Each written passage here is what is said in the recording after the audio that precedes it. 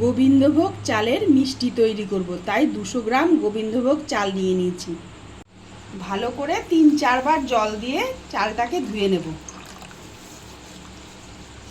কড়াইতে সামান্য একটু জল দিয়ে এর মধ্যে 1 লিটার দুধ ঢেলে দিচ্ছি। এইভাবে দুধটাকে অনেকক্ষণ জাল দিয়ে ফুটিয়ে নেব।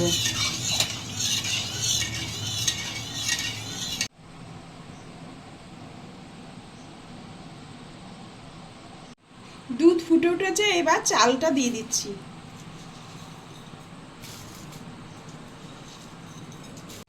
এইভাবে 10-15 মিনিট আগে একটু ফুটিয়ে নেব। এইবার চালটা ফুটে ঠিক এরকম ঘন হয়ে এসছে, আর এখন 200 গ্রাম চিনি এতে মিশিয়ে দিচ্ছি।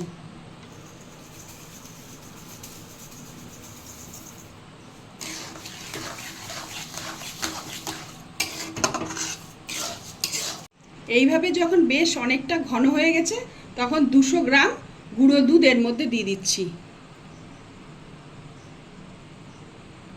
এবার গুঁড়ো দুধের সাথে ভালো করে নেড়ে চেড়ে মিশিয়ে নিচ্ছি।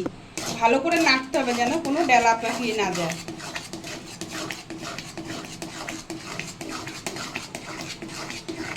প্রায় পাকটা হয়ে এসছে। এবার 5-6টা এলাচ গুঁড়ো করে রেখেছিলাম, এলাচ গুঁড়োটা মিশিয়ে দিচ্ছি, তাহলে একটা ভালো সেন্ট হয়। এইভাবে গ্যাসের ফ্লেমটাকে লো টু মিডিয়ামে রেখে প্রায় আধ ঘন্টা মতো লাগলো পুরো মিষ্টিটা তৈরি হতে। পুরো পাক চলে এসছে। এবার ঘি দিয়ে নামিয়ে নেব। 2 চামচ ঘি দিয়ে দেব।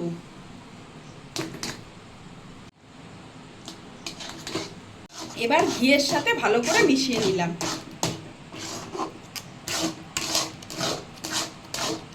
একটা গোল ডিশ নিয়ে নিয়েছি, তার উপরে ফয়েল পেপার মুড়িয়ে দিয়ে একটু ঘি মাখিয়ে নিয়েছি। এবার ওই ডিশটার মধ্যে ঢেলে দিচ্ছি।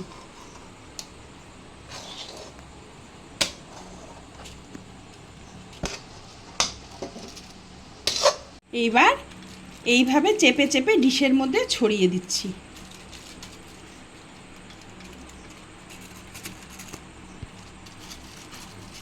এইবার এইভাবে আধ ঘন্টা রেখে দিচ্ছি ঠান্ডা হওয়ার জন্য। ঠান্ডা হয়ে গেছে। এবার এইভাবে লম্বা করে আগে প্রথমে কেটে নিচ্ছি।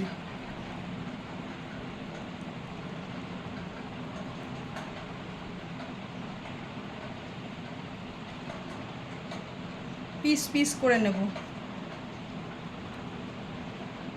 এবার পিস পিস করে পিসগুলোকে তুলে নিচ্ছি।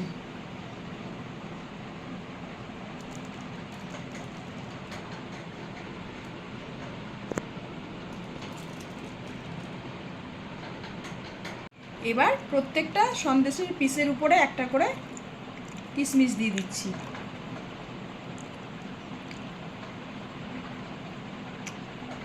পুরো সন্দেশ বানানো কমপ্লিট হলো।